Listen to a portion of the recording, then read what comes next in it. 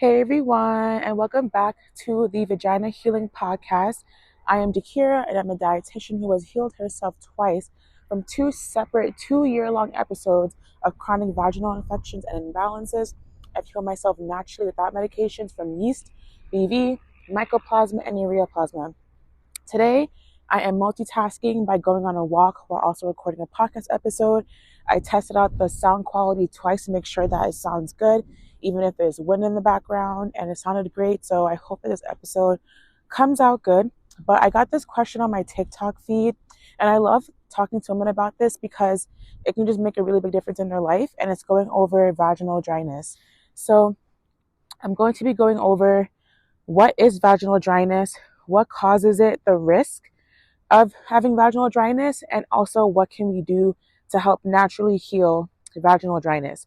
So first off, vaginal dryness is not just from perimenopause or from menopause. It can be from many different things. It can be from dehydration. It can be from lack of foreplay, depending on the circumstance of the vaginal dryness. It can be many different things. So it's not only women in their 40s and 50s that deal with vaginal dryness.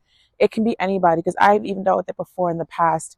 And it can also be an effect of reoccurring vaginal infections as well.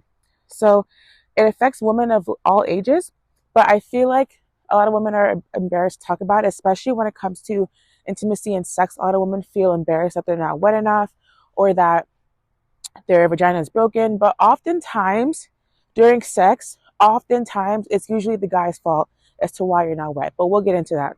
So let's see what else. Okay, so yeah, it can show up in your teens, in your 20s, in your postpartum years, during high stress seasons, and even when things like in your life are looking healthy, like biologically, it can still happen. So healthy vaginal walls are kept lubricated by a thin layer of clear fluid. And estrogen plays a massive role in maintaining this fluid because it helps to keep the lining thick and elastic. That's why during menopause and perimenopause, women deal with vaginal dryness, because their estrogen levels decline during these years, which then plays a role in the vaginal lubrication, and that's decreased. And that women in perimenopause and menopause oftentimes deal with vaginal dryness and issues with sex. And there's another condition that comes from vaginal dryness. It's like, I forgot what it's called, but it's basically like really bad vaginal dryness during menopause. And so that's why that happens during that time period. So with my menopausal clients, we talk about eating phytoestrogen rich foods, which I'll go over later, and also consuming vaginal probiotics. Okay, I'm like out of breath as I'm talking. I need to like figure this out for myself. But estrogen also supports glycogen production in the vaginal tissue. So that helps with feeding the beneficial bacteria. So as I just mentioned, when estrogen drops, you're not just losing moisture, you're also losing microbial support too, aka the healthy bacteria. That's why I recommend during menopause or chronic seasons of vaginal dryness that you are consuming vaginal probiotics. And I do have a free vaginal supplement guide in which I go over, I think there's like 3 different probiotics in there that you can consume for vaginal health. One of them is for pregnancy, if you are pregnant dealing with recurring vaginal infection. So keep that in mind. So vaginal dryness is not just about not being wet enough during sex. It can actually feel like constant burning, itching, or raw sensation during everyday activities like walking or sitting.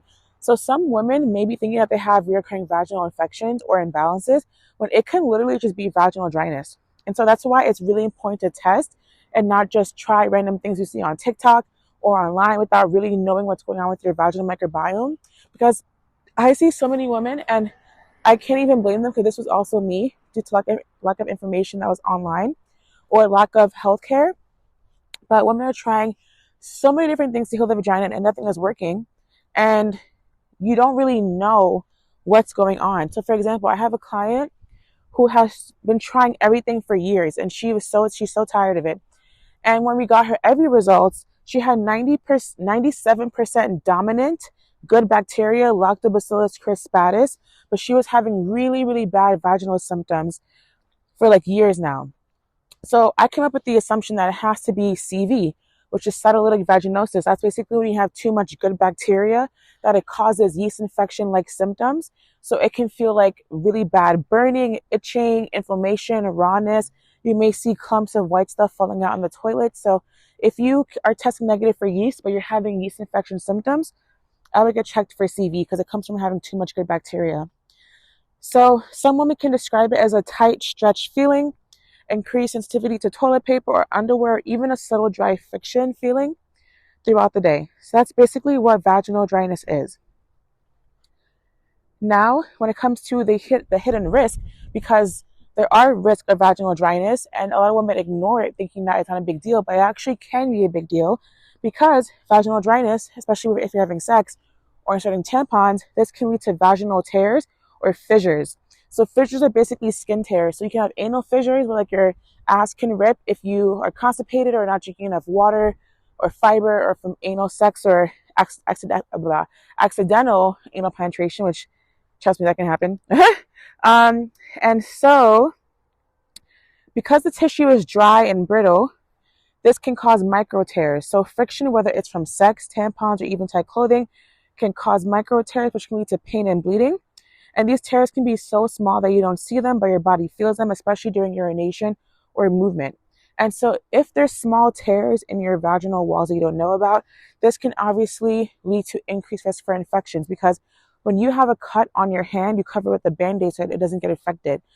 Well, if it's in your vagina, you can't put a Band-Aid in your vagina, so it's just cut tissue that's open, which can then lead to increased risk for infection. So the micro tears are basically open doors for bacteria. Dryness also alters your vaginal pH, which can increase the risk of UTIs, BV, other infections and imbalances. And it also reduces the protective mucus barrier, which normally traps and clears unwanted microbes in your vagina before they can colonize. So honestly, I'm not going to walk and do an episode again because I can't even fucking breathe. But the protective mucus barrier that we have in our vaginas is also for protection as well. So vaginal dryness, there's less protection, which means that you can have increased risk for infections. This can also put an impact, obviously, on sex and intimacy, because it can create a psychological barrier to intimacy, because when sex hurts, the body anticipates pain, and that creates a cycle of tension and further dryness. I have a YouTube video on how chronic vaginal dryness, or once you're done healing from vaginal infections, you can deal with like temporary vaginismus or temporary pelvic floor tension issues, because you're so scared of having sex again that your body braces and your pelvic floor tightens, and that can cause vaginal dryness or tightness to the point where you can't even tolerate penetration or it's really uncomfortable.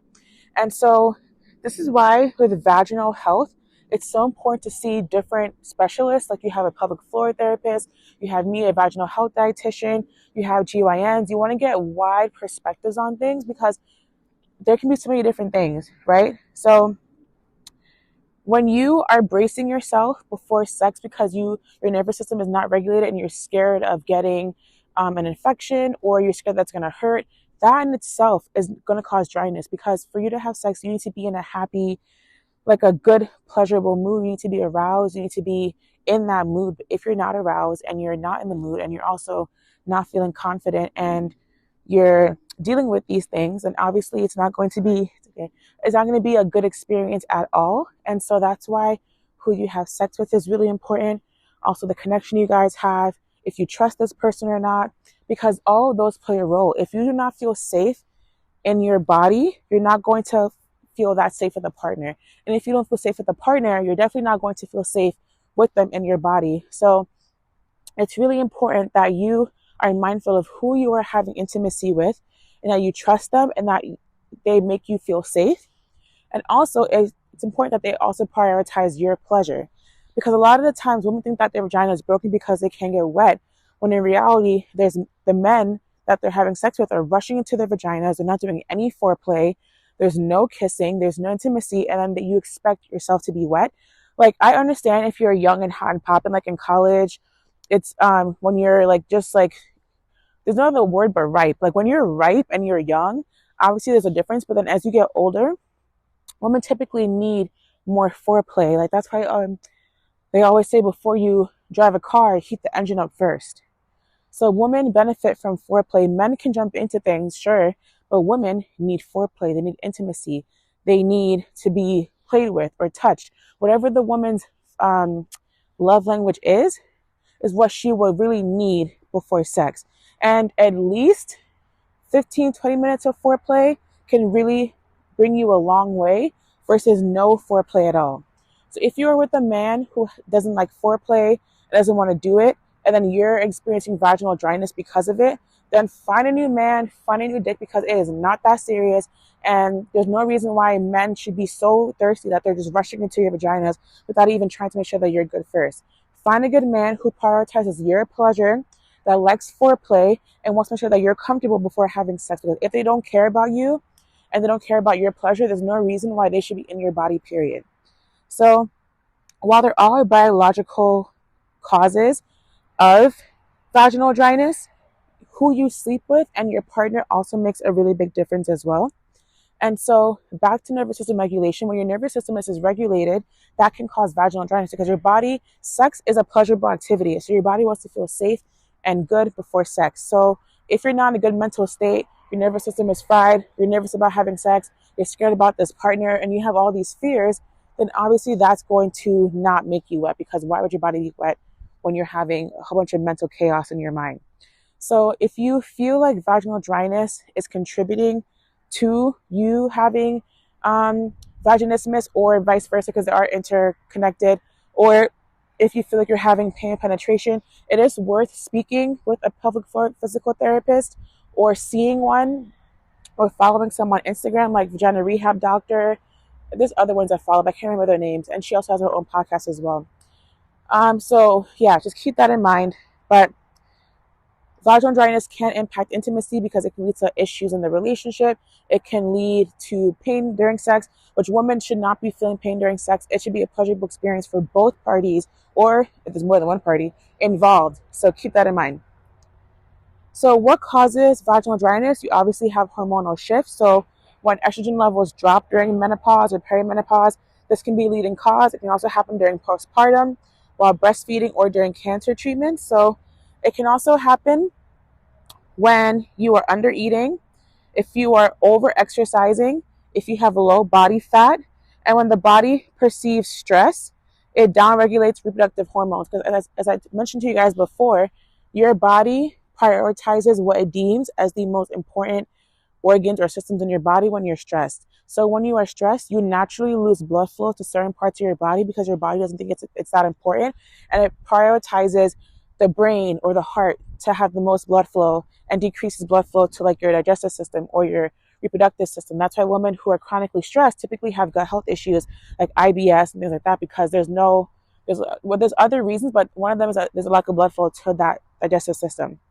So when you're under eating, so if you're dieting extremely, or there's lack of diversity in your diet, you're overly exercising, because that can cause stress and high cortisol, and that can lead to weight gain as well, and vaginal dryness, low body fat. All of these things can contribute to hormonal imbalances, which can also lead to vaginal dryness. You also have a lifestyle and products. So for one, lifestyle, if you're having sex with a fan on your vagina or an AC on your vagina, or let's say you're in the car having sex and the AC is on your vagina, all of that is going to cause vaginal dryness for sure. You also have excessive use of harsh soaps, bubble baths, and douching, which can strip your natural moisture. Feminine washes oftentimes can disrupt your lipid barrier and microbiome if used too frequently, which is why I never recommend washes. If you want to use a natural wash, I only recommend diluted ACV water or lime water, because it helps with naturally getting rid of odor. Let's see where I'm up to, because I have my notes on my phone. So yeah, that's it for lifestyle and products. Then for medication, sometimes allergy and cold medications like antihistamines, those are designed to dry up mucus, and so they don't discriminate between what kind of mucus. So they can dry up your vaginal mucus. Certain birth control, which I'm very anti-birth control. I've been on birth control throughout high school and in college. I'm not on it anymore, but I do not believe in birth control for women. I believe in it if there's financial reasons. So for example, if you cannot afford to eat as healthy as you want to in the season of your life, or maybe you're too busy with school and you're in a busy season of your life where birth control can just help you to manage and get by, sure. But if you have time to eat healthy, if you have money to eat healthy, if you have the resources to rebalance your body naturally and eat healthy, then I'm very anti-birth control, because birth control depletes so many vitamins and minerals and leads to other diseases and conditions. That's why women can get on birth control, get off of it, all of a sudden they have PCOS, they have endometriosis, they have really bad acne. So I don't believe in birth control at all for just casual use. Also, obviously, for protection from pregnancy, that's fine also. But in general, you want to really be mindful before taking birth control, because if you have the means to naturally heal your body and rebalance your hormones, you can, because the body is designed to heal. Medications are not designed to heal you. They're meant to temporarily support you.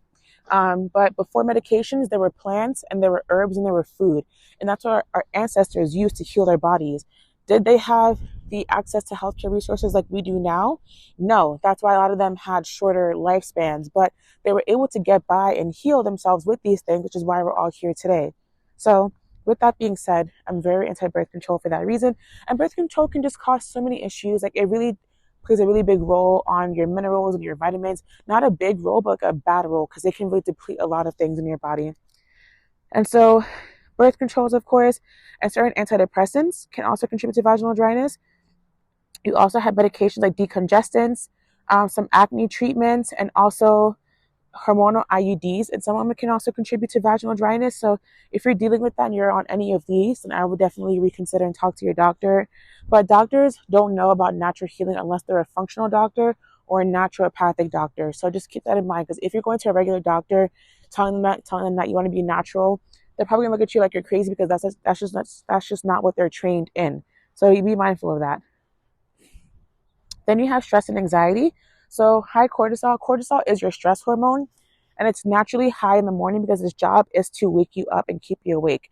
When you like wake up without eating first, like within the first hour waking up, and you go for a long period of time skipping breakfast, not eating, you are keeping your cortisol level spiked, which can lead to internal stress in the body, more anxiety, and it can also lead to blood sugar spikes, which can contribute to insulin resistance and weight gain in your stomach area and different things like that. So with high stress and cortisol, when you're stressed, your body is not naturally thinking about sex.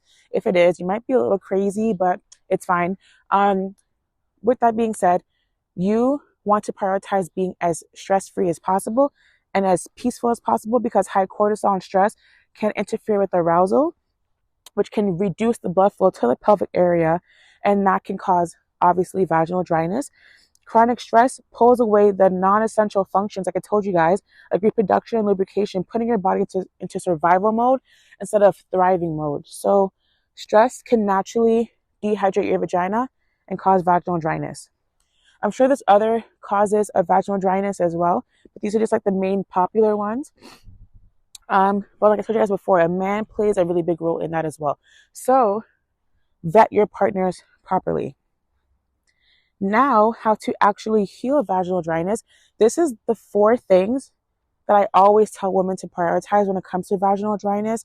If you want to get to the root cause of maybe you feel like you have an imbalance or something, I do recommend testing with Evie, because they test for over 700 micrograms a day. Normal GYN does not test for it, and I have a link in my bio to get $20 off for your first Evie order. Evie is what I use to get to the root cause of my recurring vaginal infections, and I was able to heal it in 7 days. So I recommend Evie for everybody, including all of my clients. I do receive commission from my link with Evie, just so you guys are aware. But I use Evie for me and my clients. So I don't recommend anything that I don't use, just so you guys are aware, or have used in the past.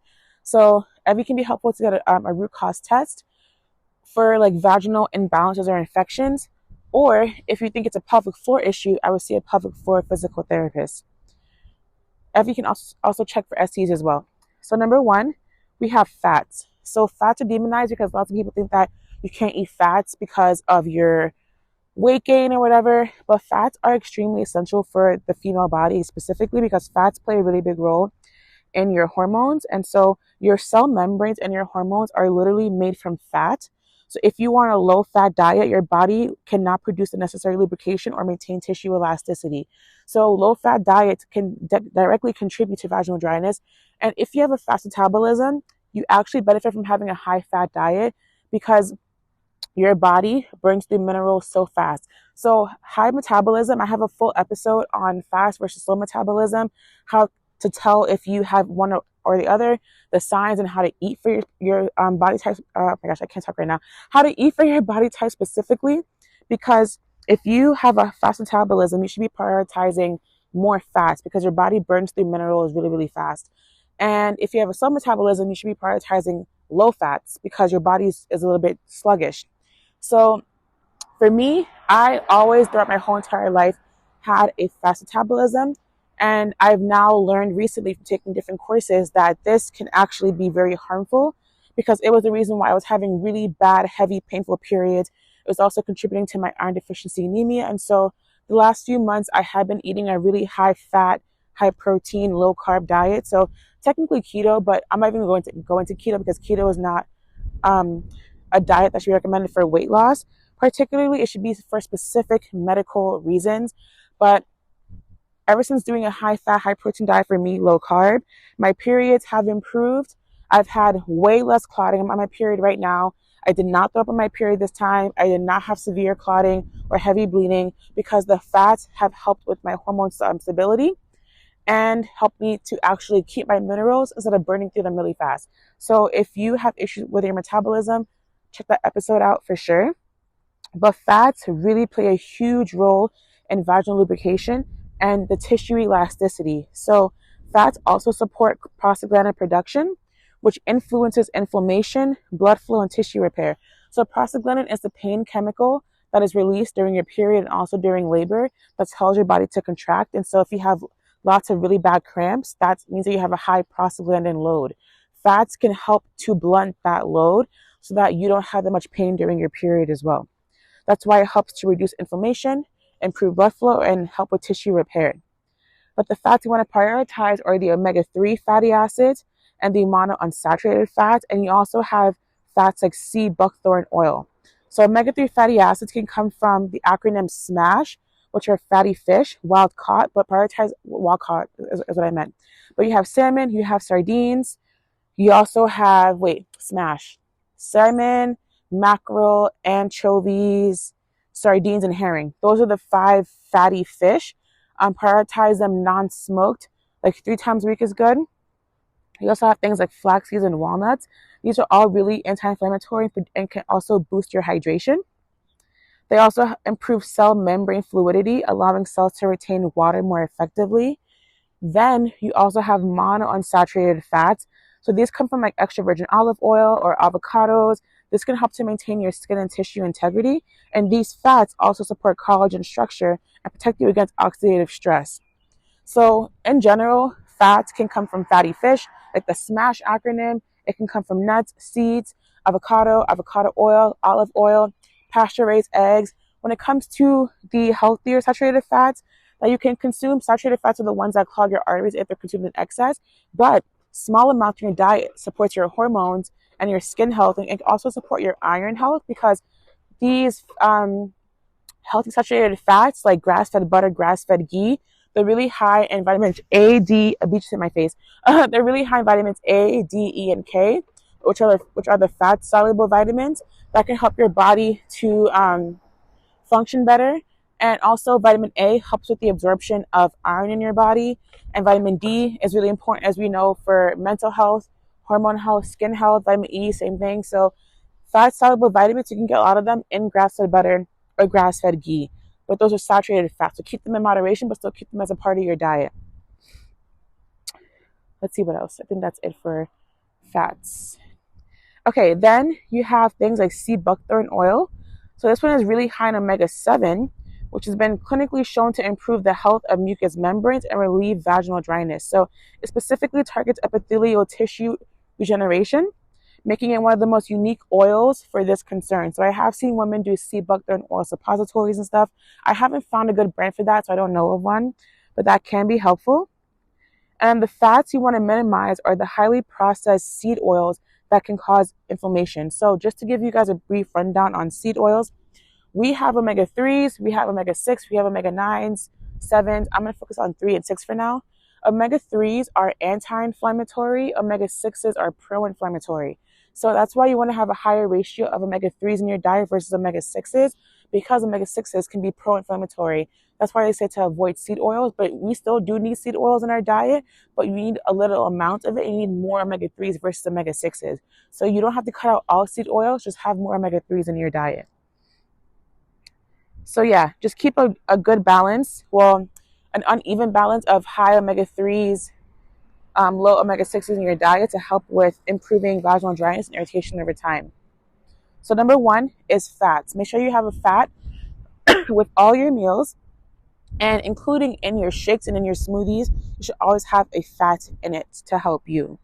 Then, two, hydration. So hydration obviously plays a really big role in vaginal lubrication because our bodily fluids are primarily made up of water. And so if you drink more fluids, it can contribute to vaginal hydration. And the amount of fluids you drink today impacts how wet you are the next day. So if you know you're about to bone tomorrow or whatever, make sure that you are hydrated today with fluids. And I tell all my clients, unless you have a fluid restriction because of kidney disease or whatever, drink half your body weight in ounces daily. So if you weigh 140 pounds, aim for 70 fluid ounces a day of water. That should be your baseline, and your needs may increase with exercise or caffeine intake or warmer climates. You also don't have to just drink plain water. Chugging plain water can actually run through you because there's no electrolytes. When you have electrolytes in your water, your cells can actually hold on to the water. Otherwise, if not, you're just peeing out the water. That's why people drink a lot of water and they start peeing excessively because there's no electrolytes in the water. So a quick way to add electrolyte to all your water is adding, I tell all my clients, a pinch of sea salt, some lemon juice or any citrus juice like grapefruit juice or lemon juice or lime juice with a pinch of sea salt. And also something else I'm missing.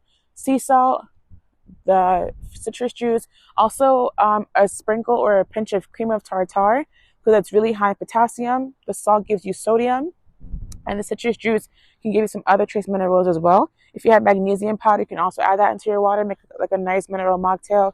You can also get electrolyte drops, not the ones that have sugar, just plain ones like concentrates. I do have a full script storefront with a link that you can go and make an account and order your own drops or any of your own supplements if you want. With my storefront, you do have a discount of your first order is 30% off, and all the other following orders are 20% off. I also get commission from that as well, but in exchange, you guys get that discount. So I offer the concentrates mineral drops on my full script storefront that you can also get, and then you can use that and combine that with the sea salt, the citrus juice, and cream of tartar. So keep that in mind. So electrolyte-rich water is really, really, really important because it helps your cells to absorb water, and then it helps you with getting minerals like sodium, potassium, magnesium into your body because these help to drive water into the cells instead of it just being excreted really quickly through your pee. So you have electrolyte water, you have okra water. Okra water is really great because it's naturally slimy, so it helps to naturally give that more of that mucilage support. And so soaking okra in water overnight creates a gel-like drink that can coat and hydrate the mucous membranes from the inside out. That's why they recommend okra water throughout pregnancy, so that you can ensure that your womb space is lubricated enough so the baby can have a better chance of slipping out versus you being in really bad labor pain. So okra water has been used for centuries amongst different cultures, but you can actually consume okra water once a day if you wanted to help support with vaginal hydration. Then you have other hydrating options that can count, like coconut water, because coconut water is a natural Gatorade. It's naturally high in electrolytes. Make sure that there's no added sugar. You have herbal teas, which I'm going to go over some examples of herbal teas specifically for vaginal dryness. Then you have mineral or electrolyte water. And then water-rich fruits and vegetables count towards your hydration as well, like watermelon and cucumber. And then bone broth can also count towards hydration as well. Bone broth is actually great because it's really high in collagen and glutamine, which can help to support your gut lining and also your vaginal elasticity and vaginal lubrication as well because of that collagen. So bone broth is great. Just make sure that you're either making it yourself or you're getting it from the fridge, not the shelf. So now when it comes to mucilage producing herbs that you can drink as a tea, that can be really helpful for increasing vaginal lubrication. You have slippery elm, marshmallow root, and aloe vera leaf, and also licorice root. So just to go over really quickly, what is mucilage? Mucilage is a thick gray substance produced by certain plants. So when ingested, it can help to soothe and moisten the mucous membranes throughout the entire body, including the gut and the vagina. So think of it as like an internal lubrication, and it supports both gut lining and vaginal tissue simultaneously and other linings in your body. So it can also support like your esophageal lining if you have acid reflux. It can support other linings in the body as well.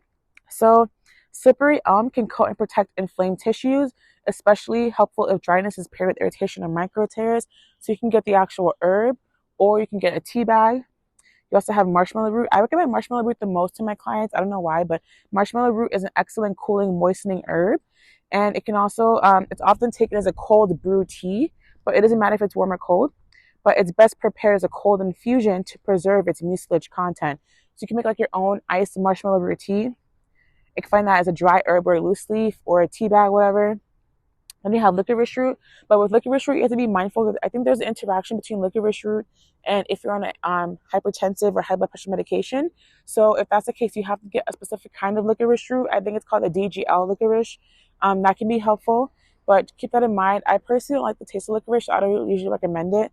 But if you like licorice, then that's fine. Just make sure that if you're on a medication, just check for interactions. Then you have aloe vera. The inner leaf juice is highly hydrating and soothing to your epithelial tissues. It also supports your gut lining, which indirectly supports vaginal health through the gut-vagina axis. So these herbs are commonly found in blends like the throat coat tea. You get over the counter, or you can get any of them individually and drink it that way on a daily basis. But of course, everything in moderation. So keep that in mind. So far we went over fats, we went over hydration, we went over the mucilage producing herbs that you can consume every single day.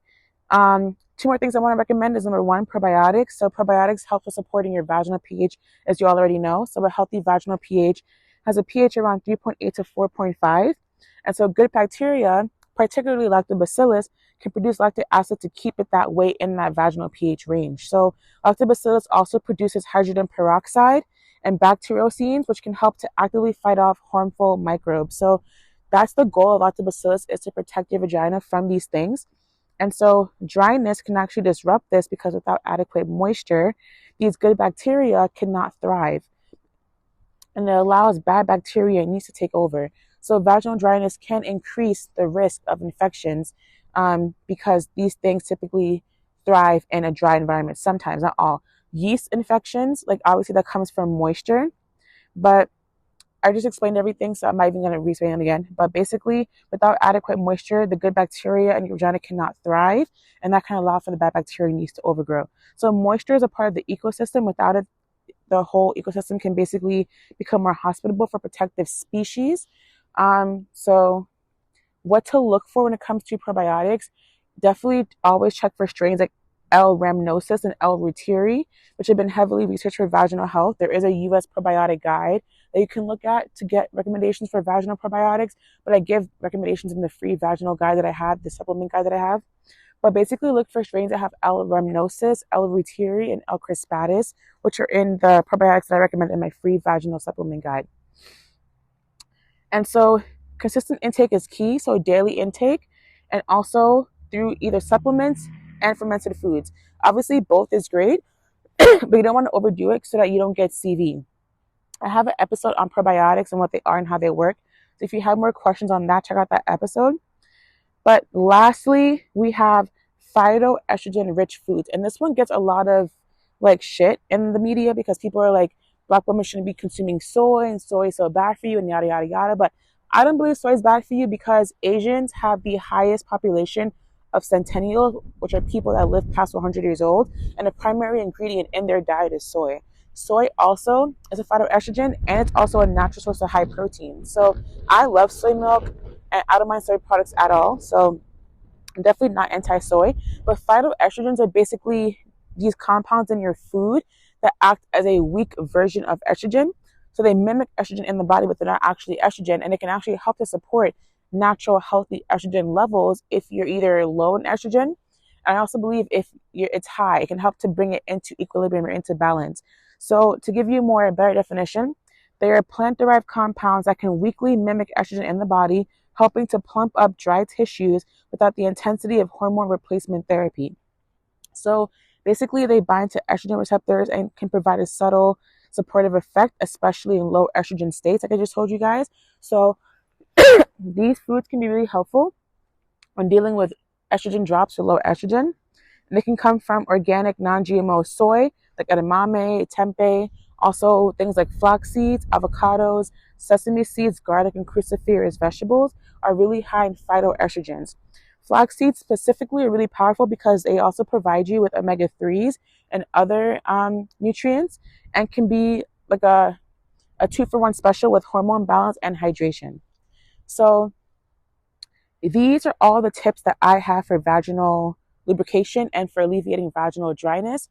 Like I told you guys, if you want to get to the root cause, consider a test with Evie, or see a pelvic floor physical therapist, or you can also actually get a Dutch test by a functional doctor or a naturopathic doctor. They offer that because doctors won't order it for you if they don't know how to interpret it. So I recommend Dutch test. I also offer that in my Vag Reset Advanced program if you want that Dutch test. But a Dutch test can help you get to the root cause. An HTMA test, that's a hair tissue mineral analysis test, an EVI test, or seeing a pelvic floor physical therapist, or me, a vaginal health dietitian that works with me down below.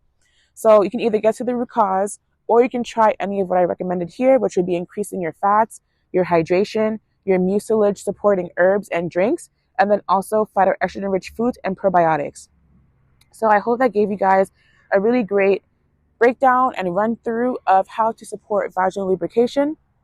As mentioned already, there are ways to work with me down below. I just released a brand new 5-day meal plan of vaginal healthy meals that can also help to support lubrication as well.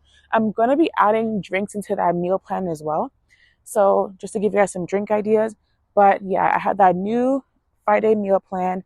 And then to follow me on any platforms, everything's all in my link tree. But I think that's pretty much it for today's episode. Let me think one more time before I forget anything. That's it. If you ever want to catch me live to ask questions, I do go live every Friday in my Patreon. We have live Q&A Friday, 6 p.m. Eastern Standard Time. So that's a great way to catch me to ask questions. But otherwise, that's pretty much it. I will see you guys all in the next episode. Bye, everyone.